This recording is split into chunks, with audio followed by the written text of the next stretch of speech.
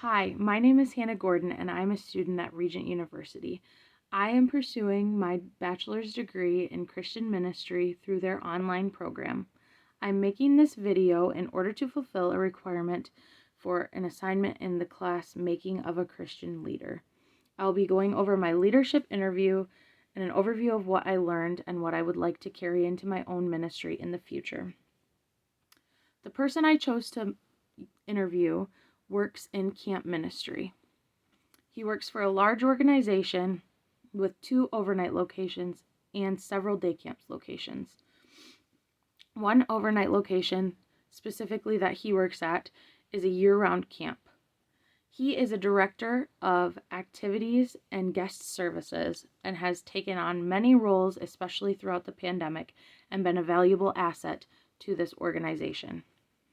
Throughout this interview, I saw many qualities that I also read about in the book throughout this course that prove that he is a good Christian leader and he is a great asset to this organization. He is willing to clarify his values and make them known so that it is easy for him to hold himself to a standard and his staff to a standard.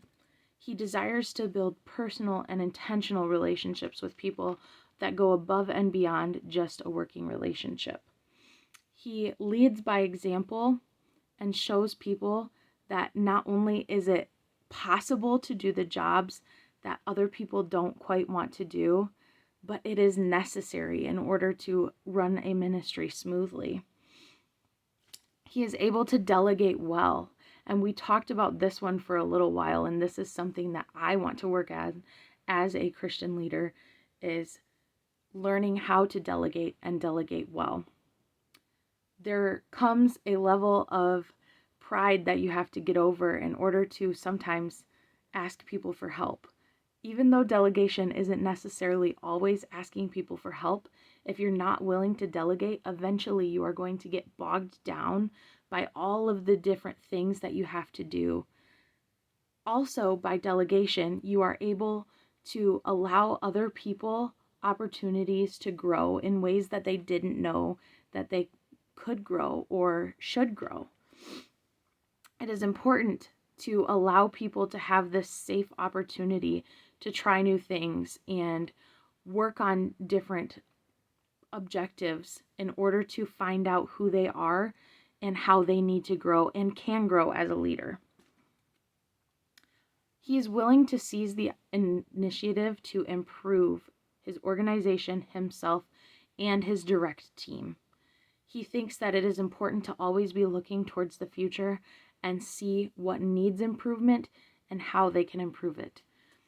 He desires for his staff to learn how to do this and to do it well. Even just walking around the property, he says he talks to his staff about looking around and seeing what they can improve just directly around them, whether that be picking up trash or putting things away that have been left out for a little while, even though it might not necessarily be in their job. He reminds them that not all things have to be big things for them to actually be important. And overall, he really desires to strengthen other people. He wants to see them succeed, and he wants to see them grow into positive Christian leaders.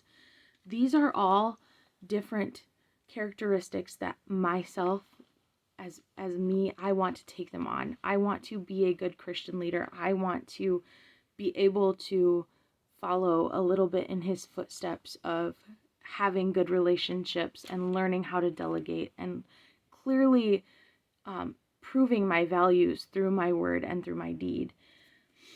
These are all things that, looking back at the beginning of the class, I wrote when I was asked what I think a Christian leader should be.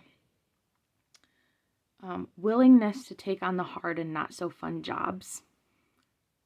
It is important, it is necessary, and there will be no growth if no one is willing to step up and do it. Living like Christ even when no one is watching. I think this is important because even though you don't think someone is watching, there's always the possibility for someone to be watching. So we need to constantly practice living a Christian life If we are going to say we are a Christian, we need to live like we are a Christian. We need to learn how to love the sinner, even if we don't necessarily agree with their sin.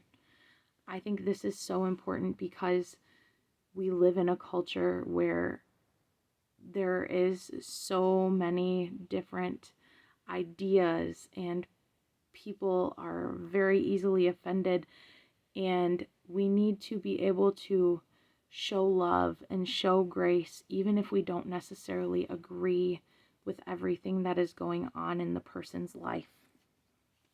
And we need to be reliable and relatable.